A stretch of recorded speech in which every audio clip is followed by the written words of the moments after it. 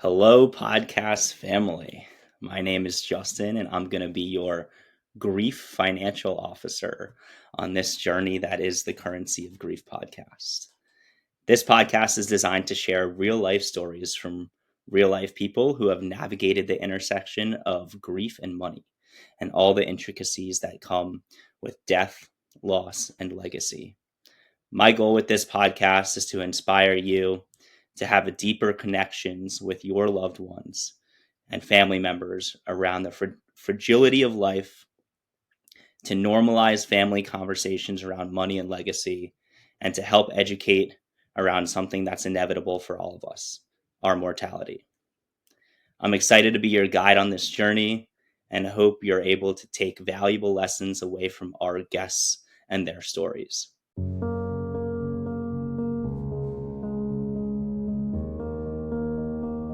So without further ado, let's meet our guests for today's episode. I'm honored and privileged to be in the studio here with Rob Royall. I met Rob a couple years back from a post that I made in our fraternity business networking Facebook page. I made a post about experience camps, and Rob was not only the only, but the most excited person to reply on the AEPI Facebook page. There are other fraternity brothers who volunteer with experience camps, but Rob jumped all over the opportunity and he hasn't turned back since. Ever since I met Rob in our initial conversation, I was inspired by his story, his work in clinical research, and his charity work with experience camps and a charity that he's put on himself, Birdies and Brews, that we're excited to talk about as well today. So without further ado, Rob, thank you so much for joining me. Yeah, thank you, Justin. I appreciate the warm introduction and the kind words. Definitely, echoed the same sentiment about being, honored and privileged to have met you in such a, you know, an interesting way. We sort of joined by unfortunate situations in our lives and share, a deep bond through that, as well as our passion for um, supporting others and lifting up communities. So really appreciate, and I'm always grateful, that you brought me into the Experience Camps family. So excited to talk with you more today. I'm excited as well. I'm always excited to talk to you and talk to you about deeper conversations, which is why you're the first guest on the Currency of Grief podcast. So very, very excited to have you. Rob, can you tell our audience a little bit about yourself? Yeah, so I've been working in the clinical research industry for almost 10 years now. It started as sort of um, I wanted to move to North Carolina and was interviewing for a few jobs around the area. Um, I was actually in between selling printers and copiers or getting into clinical research. Um, and I probably would have made a little bit more money selling printers and copiers, at least at the offset. But I think long term, I made the right decision to get into clinical research. Was working in clinical pharmacology, studying drug kinetics, and talking to biotech companies about how their drug would be metabolized within the body is sort of the uh, place I started at. And now I work in full scale clinical trials. I've been doing this for 10 years. And through my career, I ended up about 2 years into my career. My father got diagnosed with stage 4 lung cancer. I took care of him, and about a year after his diagnosis, he passed away. He was involved in clinical research during his treatment and was very inspiring. Words that he shared was, while this clinical trial might not save my life, maybe the knowledge and information gained from my participation could save someone's life in the future. Um, now, then about a year after my dad passed away, I got a call from my mother that she had been diagnosed with leukemia, and spent a little over a year taking care of her, going through her journey with chemotherapy. And unfortunately, about a year after that, she also passed away. Um, so I was sort of left as a 27-year-old with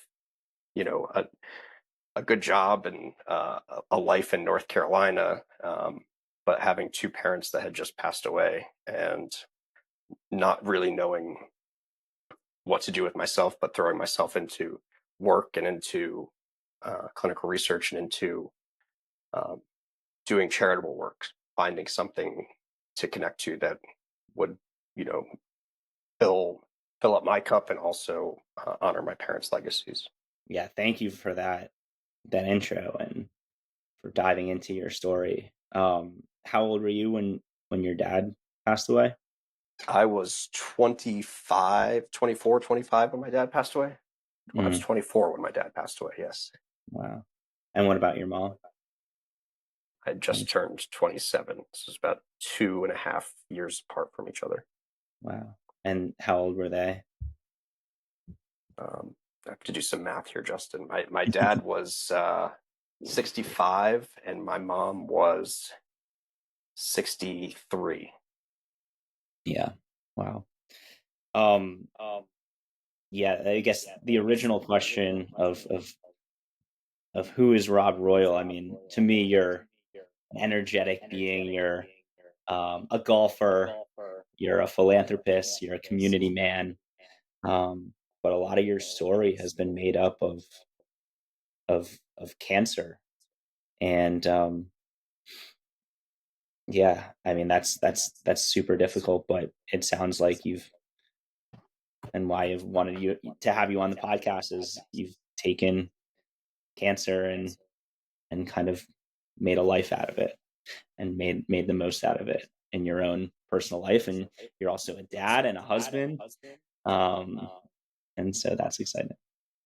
Yeah, I guess a little bit more about me. I guess I got work out the intro here. Went right into the grief story. Um, um, Shortly after my mom passed away, I had been dating my now wife for 3.5, 4 years. I had lost my parents and had come into a little bit of cash and said, "Hey, it's probably time to buy a house." So I went to look for houses with my girlfriend at the time. We found a house that we really loved and went to eat some chips and queso at a Mexican restaurant down the street that we liked. Um, and while we were eating chips and queso, I looked across at her and said, "Hey, if we're going to buy this house together, don't you think we should get married?" She said, "Are you proposing to me?" Um, I said, "I suppose so." She said, "Do you have a ring?" So I hadn't thought that far ahead yet. Um, and as with most things I do in life, about 15 days later, we got married in Key West. While while Facebook live streaming it to all of our friends and family at faraway places. So, um, and now we have a lovely home together in Wilmington, North Carolina. We have a 20-month-old son and a uh, as of this January, we adopted our 14-year-old niece, Landon. Now that's the story. All true love starts with chips and queso, Key West, and live streaming on Facebook. Yes, yes, I suppose Amazing. so. A true family man. One thing that you said though was your dad was involved in research as well, which I didn't know about cancer research and in his trials and during his journey. And so, and he said the quote, the Jim Valvano quote: "This may not save my life. It may not save the next person's life, but someone down the line is going to benefit from this trial and this research." And so, tell us a little bit about your mom and dad and kind of who they were as people, who they are to you, and yeah, I guess filled them up in life? Yeah, my parents were, you know, hardworking middle class Americans. My dad worked his whole career in sort of an IT role, doing project management for different software and software service companies and insurance companies that had softwares. Um, I think uh, a lot of people our generation grew up not knowing fully what exactly their parents did. I still struggle to define it sometimes. Um, and then my mom actually did inventory for a chain of convenience stores in New England named Cumberland Farms, which was really cool because at the top of my street growing up, where the bus stop was, there was a Cumberland Farms. So one day every month, my mom would be at that Cumberland Farms counting stuff, and I would walk in with my friends waiting for the bus stop and feel like I was, the coolest kid around because I could go in and have my mom buy me a soda or a snack before school. Um, that was really fun. My mom always went to work very early, so every morning before school, I was with my dad. He got me off, so kicked me out the door, would say "Carpe diem," go seize the day.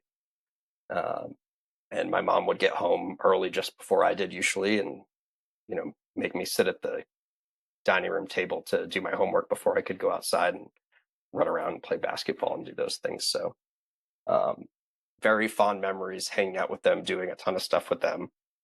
And then as most kids, once I was in high school and was able to drive, I was out the door. I was with my friends. I wanted nothing to do with my parents. I wanted to go hang out and run around with everyone.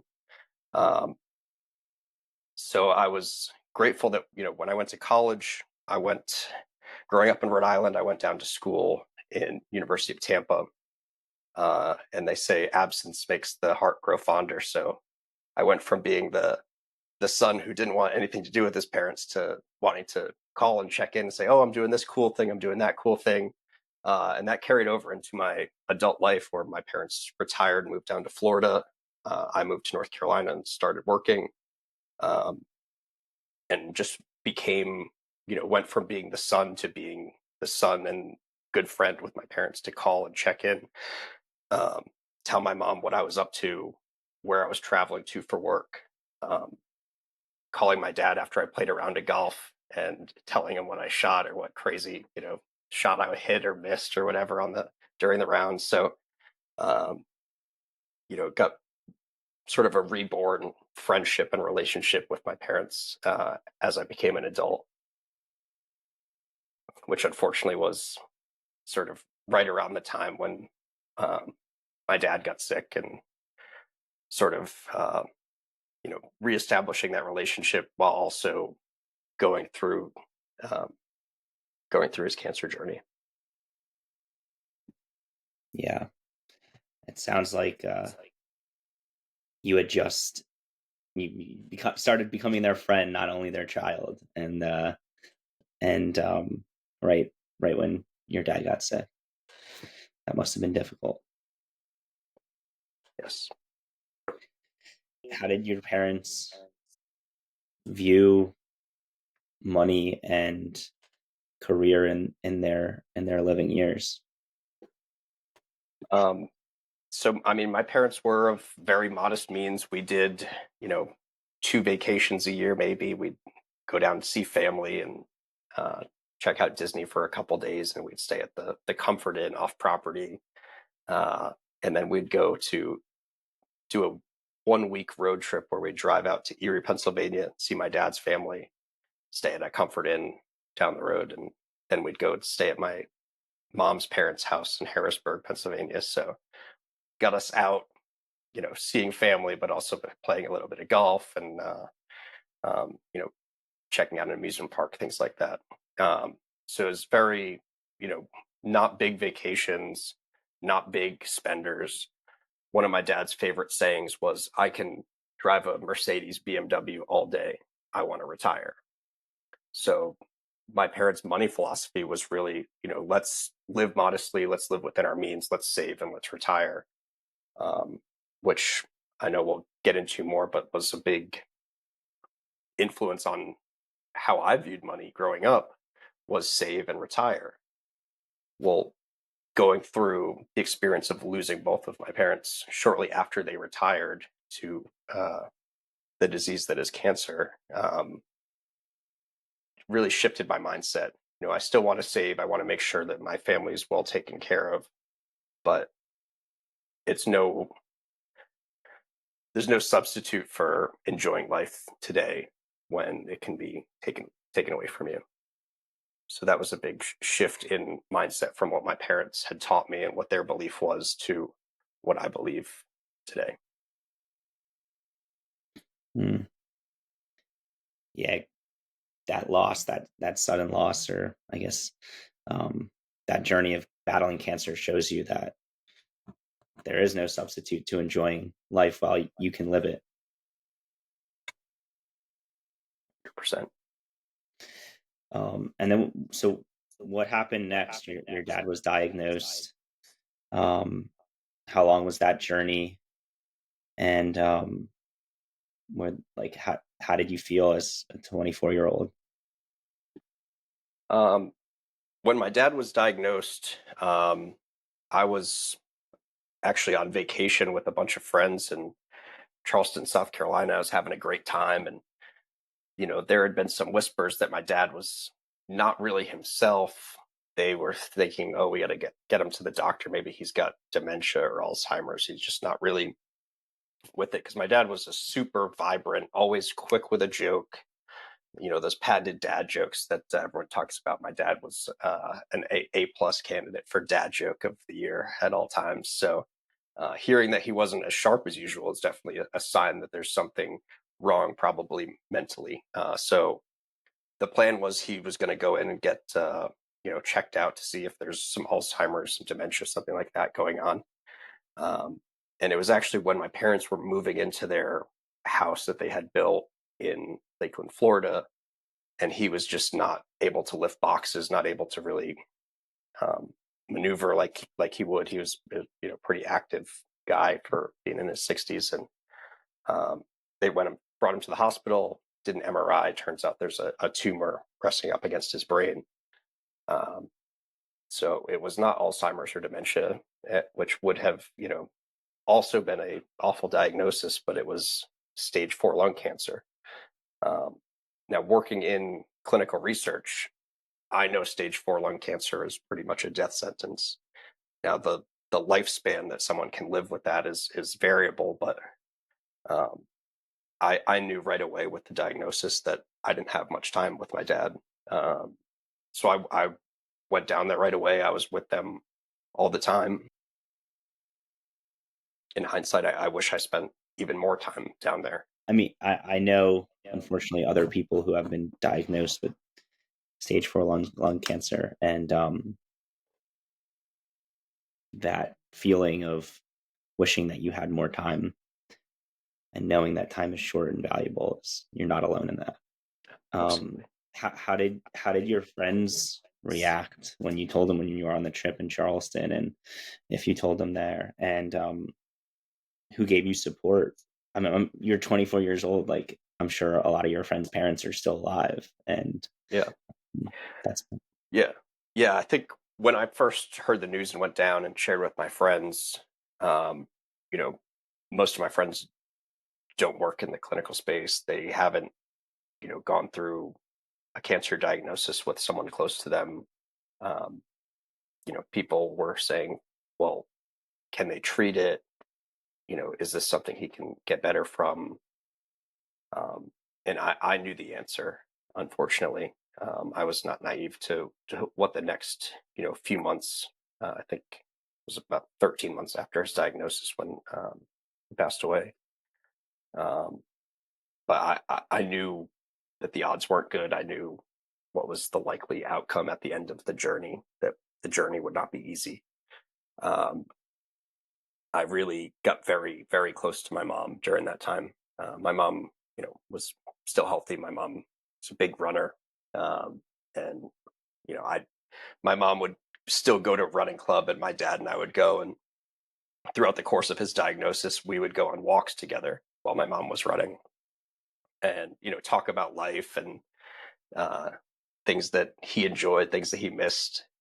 Um, and as his disease progressed, those walks got shorter and turned into, you know, me sometimes having to push him in a wheelchair to go around and do these walks together. But um, it was really the support with my mom and getting very close to her, going through this journey together.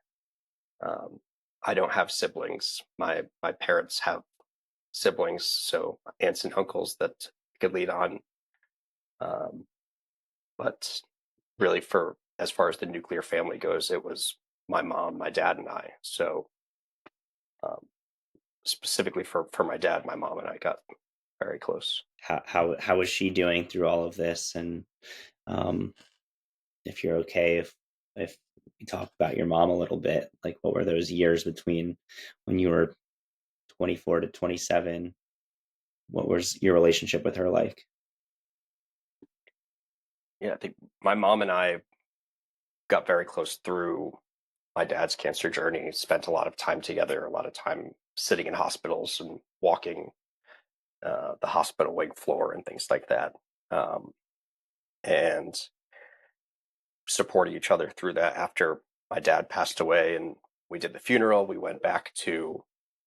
um, we went back to Florida to start cleaning out stuff that my dad left behind. And my mom and I went and played golf together. And I think it was the first time my mom and I had ever played golf together without my dad. Um, so we went and I don't even think we kept score. We just went out there to whack the ball around and you know, do it in honor of my dad. Uh, when For about a year, my mom was healthy, and my mom said, "I'm still young and healthy. I'm gonna travel as much as I can." And she went to Europe and uh, went on a cruise with some cousins of hers and visited uh, my my wife and I, my girlfriend at the time, and I in North Carolina. We did trips to Asheville in the mountains and went to the beach together. Um, you know, just really enjoyed life for about a year until her diagnosis. Um, she When she got sick, it was um, 2019 and the summer of 2019. So this is pre-COVID, but with leukemia, because your immune system is down so much, and through the chemo, your immune system's very weak. So I basically moved down to Florida with my mom to take care of her, and had to live as if it was COVID 6 months before COVID became a thing in America. So once lockdowns happened in America, I was already basically living the COVID lockdown with taking care of my mom and being in and out of the hospital with her. So um, I'd say, yeah, we got very close and stayed very close through all of that journey. The COVID before COVID is that cuts deep, but obviously the walks with your mom and golf, the funeral and going back down and cleaning out boxes, and then the golf, just the two of you, like one less Yep. person on the course, two carts instead, or one cart instead of two. Um, that's super tough. And um, so taking a deep breath here, um, what advice did you receive through all of this? Was there anything that stuck out to you that like really helped you through this, call it 4 or 5 year time frame, or didn't help you through this 4 or 5 year time frame? One thing that I learned from my mom while we were dealing with the aftermath from my father's death was um, how to negotiate hospital bills down and uh, get out of some of those high bills that are still lingering after someone passes away. Um, Oftentimes they, you know, say they'll come after an estate, but typically you can call and negotiate those things down, which is not something I knew.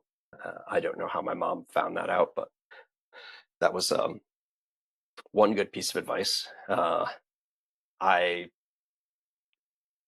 I really struggled after my mom passed away, especially inheriting the money that was supposed to be their retirement. It was supposed to be their fund, the thing that they had saved for their whole lives, and you negated certain luxuries in life so that they could enjoy this time.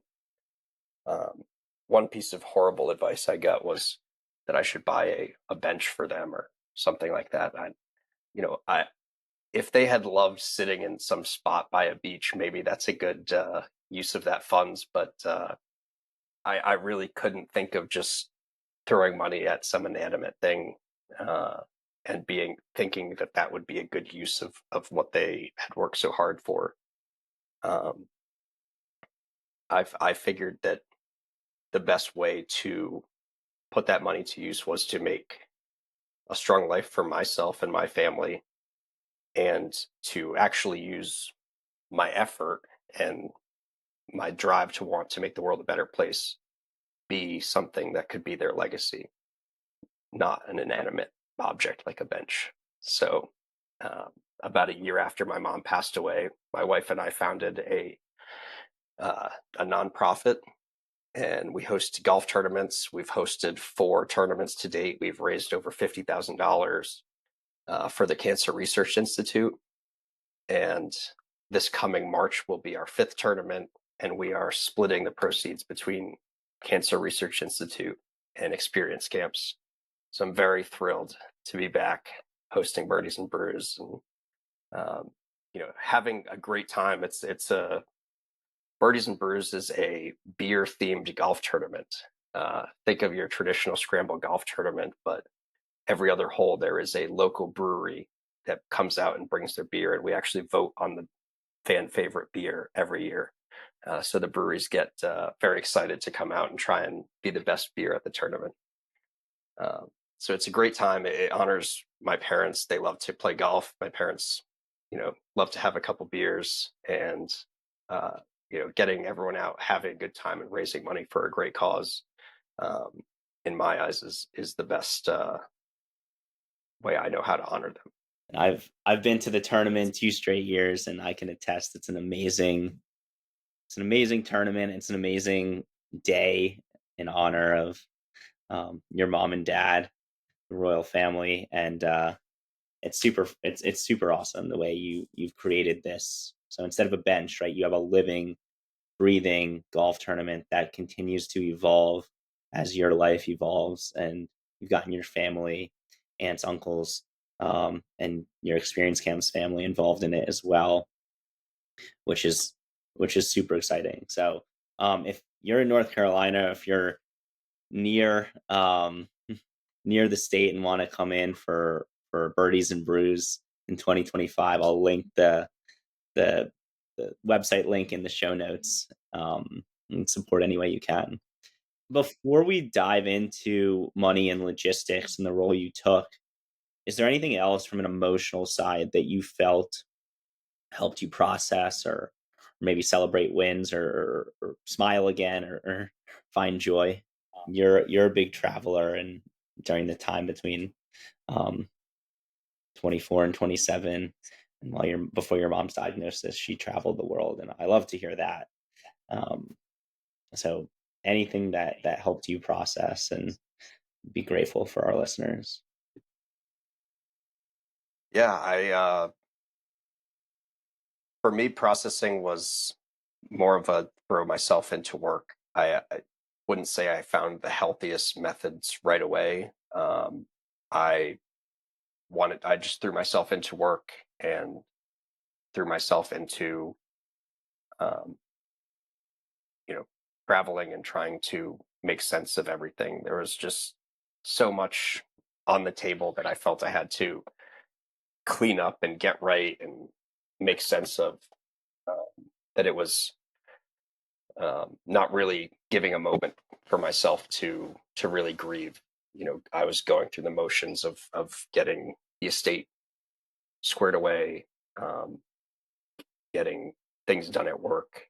Um, that when I finally took time for myself, met with a therapist, met with a life and business coach, met with a financial planner, and started to really get things organized. I went from having this chaos that was grief over my head and all the new responsibilities that were over me to getting some organization. And the biggest person I can thank in all of that is my wife, Leah. She is as organized a person as I've ever met, and I am very unorganized. So through the chaos of loss and grief and all these added responsibilities, having Leah around to really support me and get help me right the ship was really instrumental in moving forward and continuing along. Shout out Leah, 100%. Um, yeah, it's definitely the people around us, but you're not alone. When my dad passed away, I went into that constant, all right, what do we need to fix? Let's clean up the mess. Let's continue. Let's honor his legacy. Let's do let's live every single moment, like, because tomorrow isn't guaranteed for us. And we know that.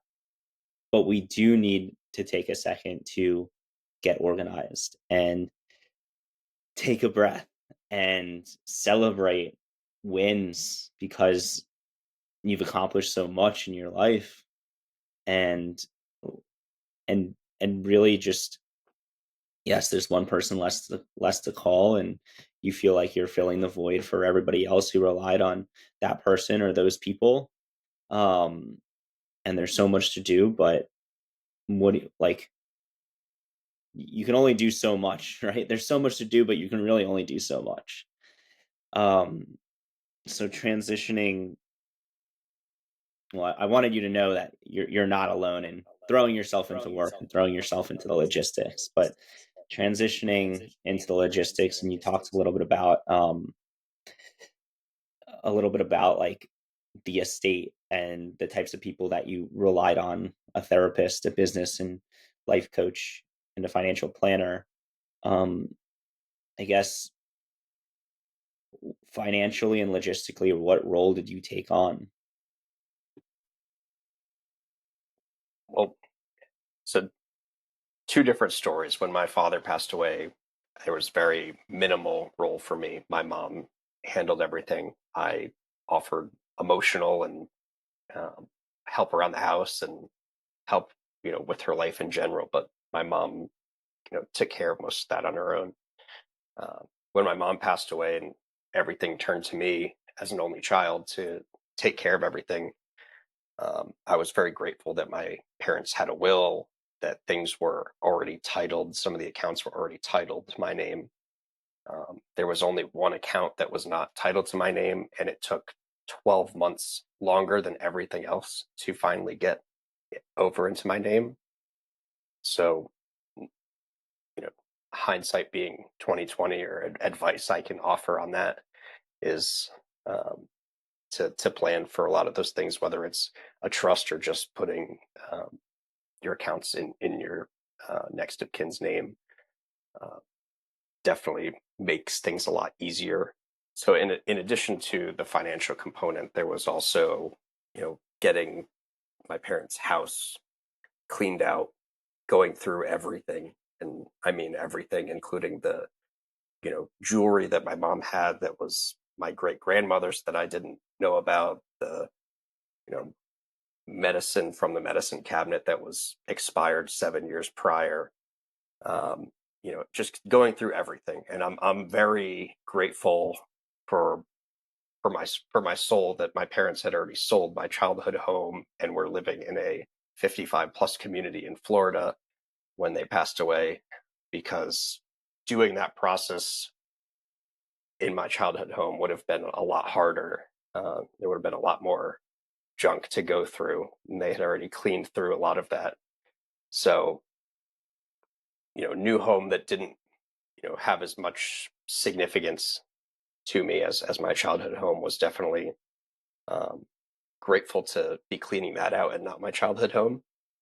Um, After my mom had passed in October, I think my wife and I took Thanksgiving week to go down, clean out the house, went through everything together up until the clothing that was in my parents' bedroom. Um, and thank you again to my wife Leah for taking on that burden so that I wasn't left to do that all my own. Um, she actually let me go visit some friends for an afternoon and evening to let off some steam in Tampa with some college friends. And she cleaned out a lot of the clothes, bagged them up, saved a couple that were significant. Um, and one of the things she did that was really special is my mom being a big runner, she had all these race shirts, and those are been turned into a quilt, which is sitting behind me on this couch. So it's a nice, special piece to remember her by. That's amazing. I love that. I didn't notice that until now.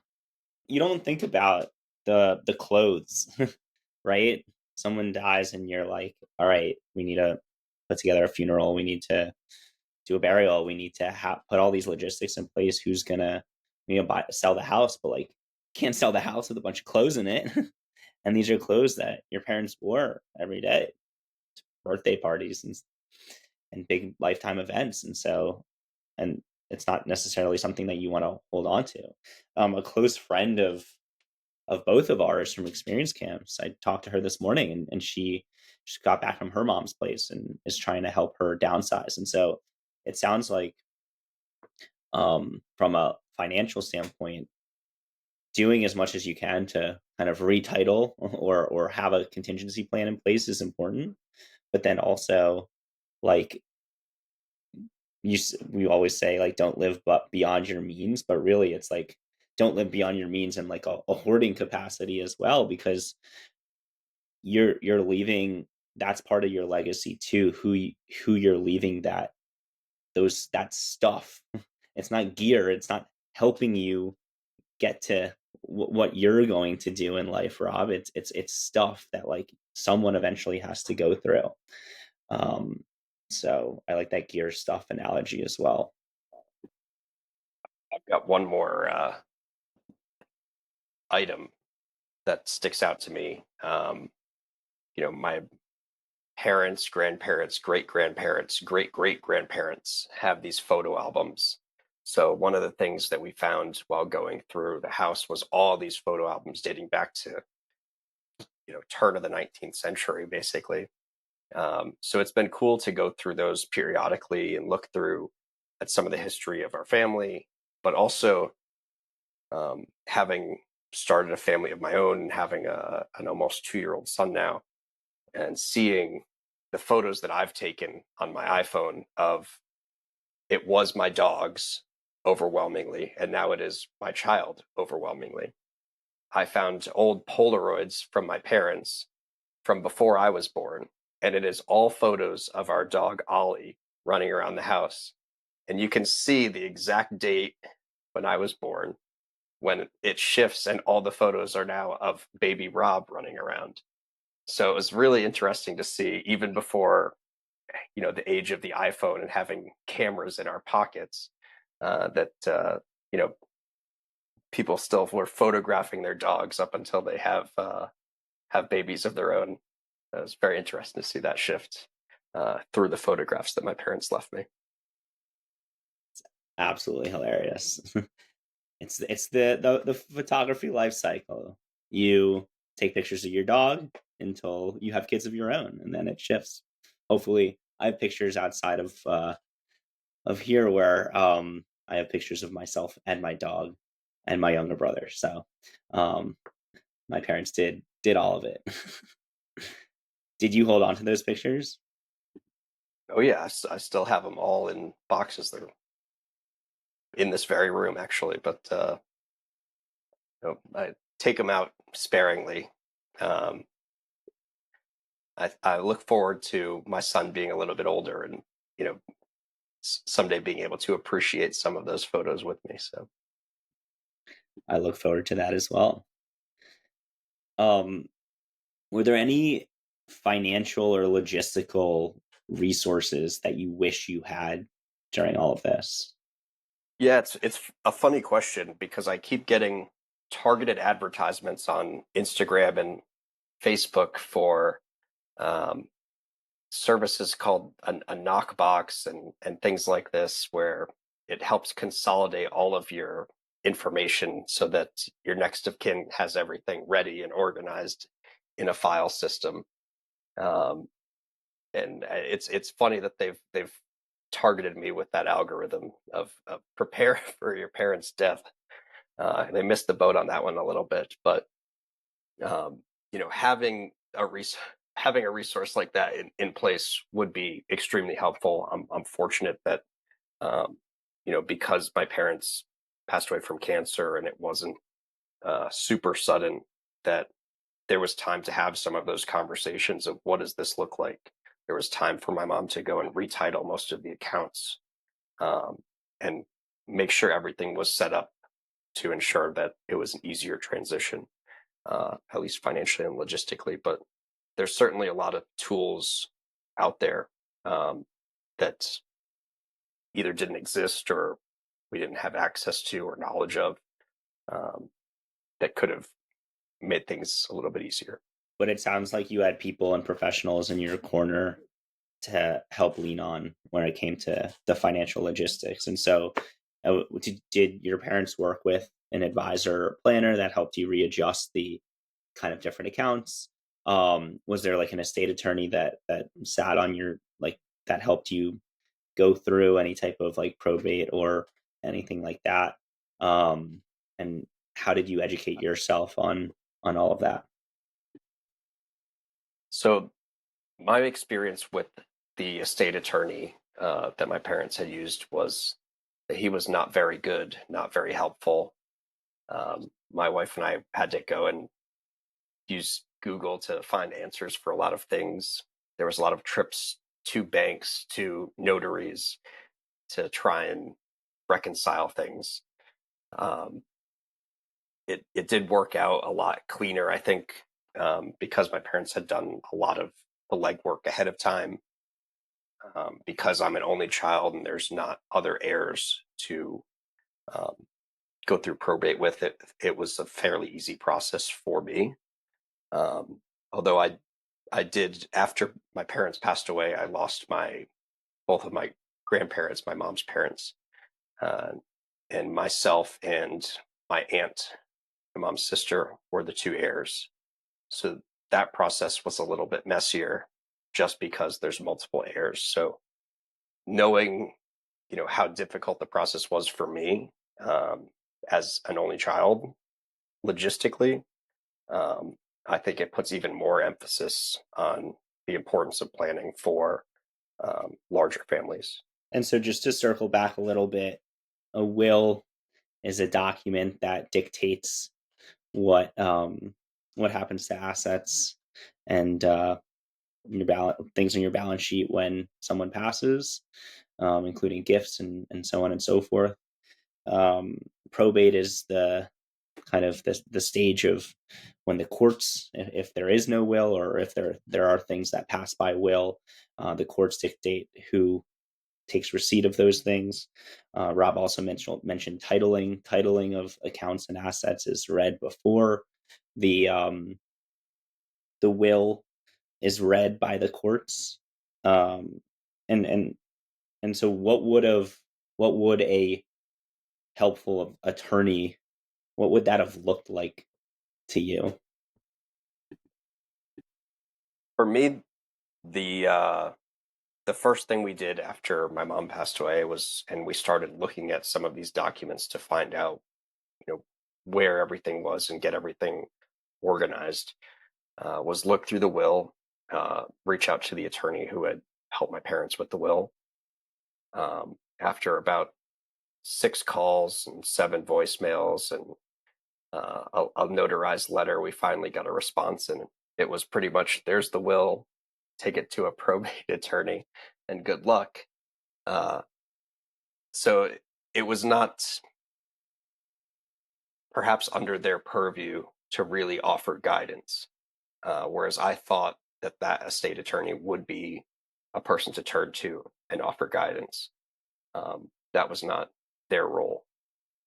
So I turned to my wife, I turned to friends and some family to ask, uh, where do I go? Where do I start down this journey? And fortunately enough, my wife connected me with a family friend of hers who is a financial planner here in Wilmington, and sat down with him to sort of make sense of where everything is, and what are the obligations that come with each of these outstanding either accounts or bills that are due, and start putting a plan into action around that. That's super helpful. Um, and yeah, I mean, that's an unfortunate story that you have with your first attorney. Um, I had an attorney when my dad passed away that just didn't have the capacity or understood the complexity of his estate. And so we paid that attorney for the work that they did, and it wasn't cheap. And then we had to go to the next attorney who could take on and had the capacity for the complexity of his estate. So I empathize with you in that respect, as well as when your mom's parents, your grandparents passed away, and that person who should have received their inheritance was no longer there, that I came to you and you had to take on the responsibility for your grandparents, even though, well, because your mom and your parents weren't there. Obviously, your aunt was involved. You had family involved, but that's not the way it's supposed to go. That's not the way it's typically drawn up, and so that couldn't have been easy. It is beneficial that you had someone in the advisor in Wilmington who was able to sit down with you and kind of lay everything out and say, hey, here's the first action step. Here's what you need to take. Here's what you need to do. Um, and so that's really great. So how does your parents' planning and how does their view on money during their lifetime? You talked about um, your dad's quote of, I can drive a Mercedes, I can drive a BMW all day. That delayed gratification of like, I want to retire. I can drive a Mercedes, I can drive a BMW all day, but I want to retire. Um, and the fact that they did print, like they had the window, fortunately and unfortunately, from the diagnosis to plan proactively. But how does that experience, the experience that you had managing an estate and all of the logistics as a 24 and 27-year-old, how does that experience change your approach to your family's financial planning now? As I mentioned before, I really want to make sure that I'm saving and preparing my family up for success, and whether that's starting a 529 fund for my son to go to college, uh, maxing out my 401k every year, um, looking at alternative investments like real estate, and having sort of a diverse portfolio that can help my family generate wealth and make sure that we're set up to retire, and prioritizing those things, um, but also making sure that we're going on vacations that we want to go on, and we're not lacking in other aspects of our life. Um, it's been an interesting journey going from being a single kid fresh out of college making almost no money to having a family and having others who depend on me, um, to go from thinking about, do I have enough money to go to the bar on a Friday night and have a good time, versus can I afford to fly all four of us down to Disney for a week and board the dogs and still max out my 401k, has been an interesting mindset shift. Um, and it's things like this that I unfortunately don't get to talk with my parents about. My dad always said he made double what his dad made in terms of salary. And he said his hope for me is that I would make double what he made in salary. My dad never got to see that day, but my mom fortunately did, while I was taking care of her and filing my taxes at the end of 2019, she saw how much I made on my W-2 and said, "Wow, Rob, you're doing really well for yourself.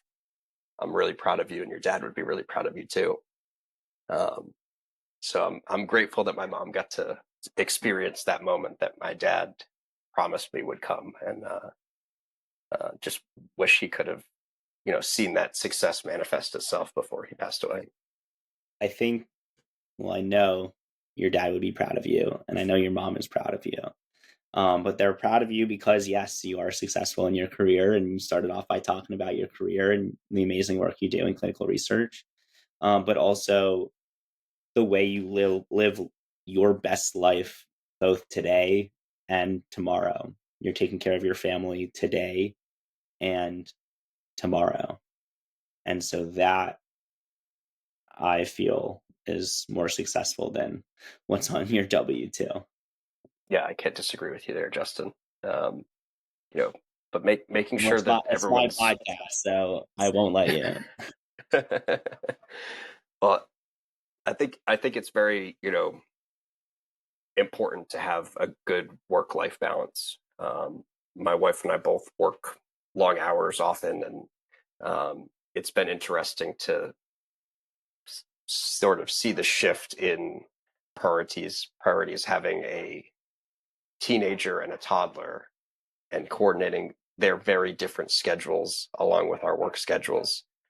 It's definitely an interesting challenge, logistically and financially. Um, you talked about not having your parents necessarily to go to for financial advice. Is there anything else, and the difficulty of managing a little, I guess now two children in your household while balancing your careers, owning a home, um, and living your growing life? I mean, this podcast is primarily be listened to by young growing families like yourself. So is there anything else that you wish you had the opportunity to talk to your parents about? Justin, it's interesting question because there's a lot of really big macro life things like raising a child that I would love to talk to my parents about. Um, Before my parents passed away, I was single, but or dating.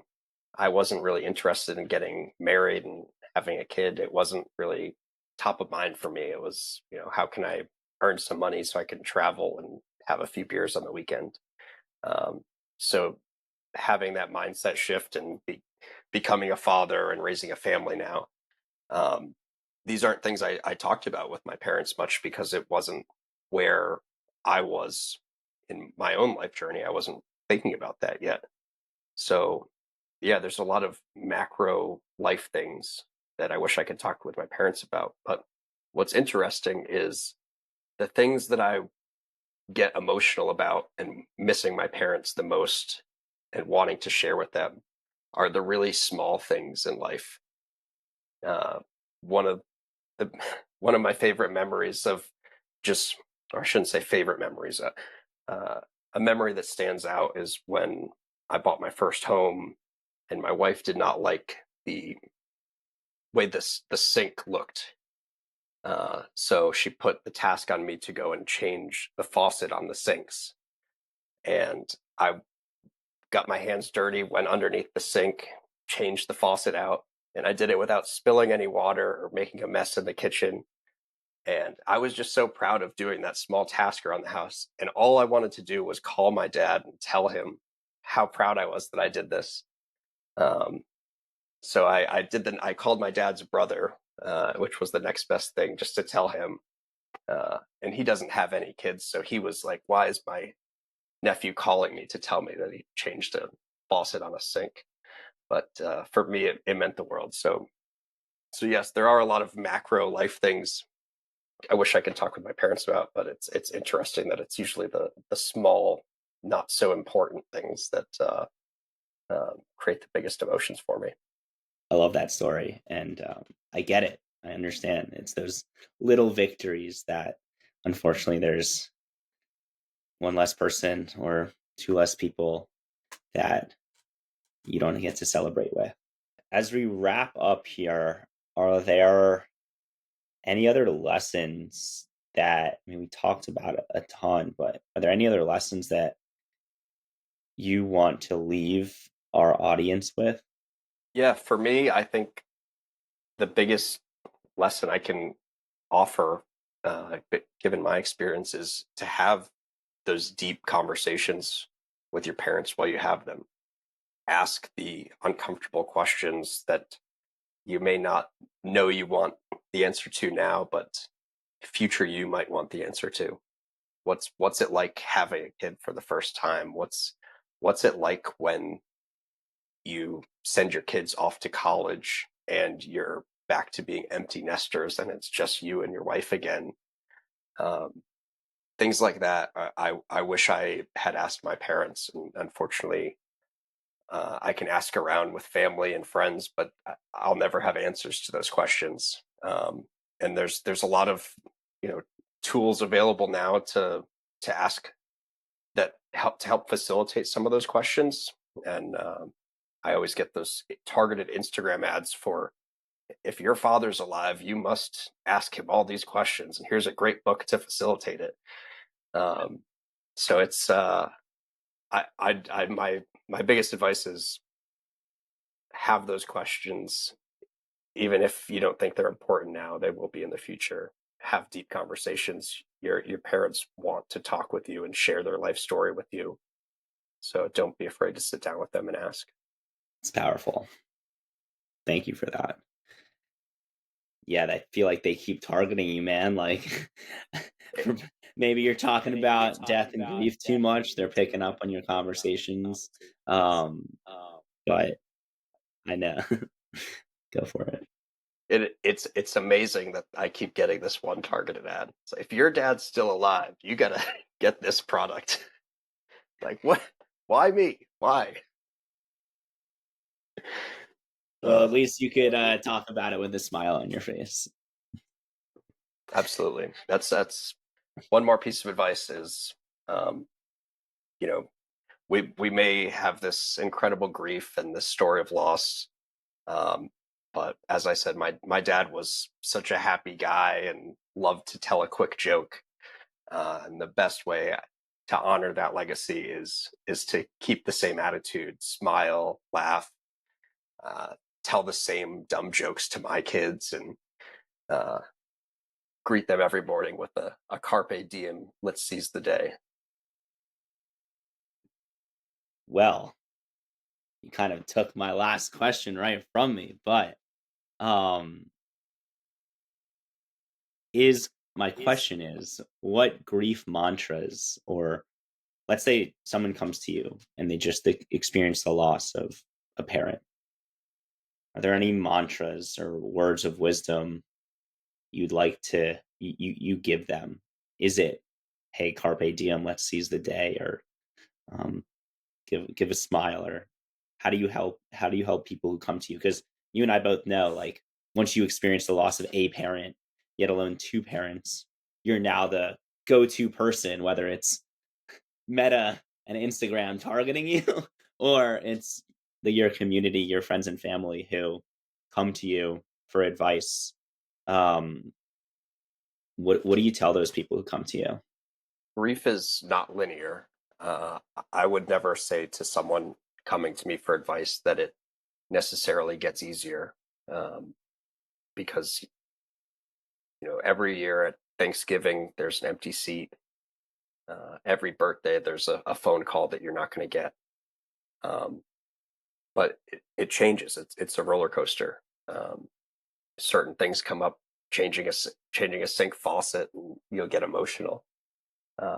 Seeing my son take his first steps and say his first words, and you get emotional that your loved ones can't experience that with you.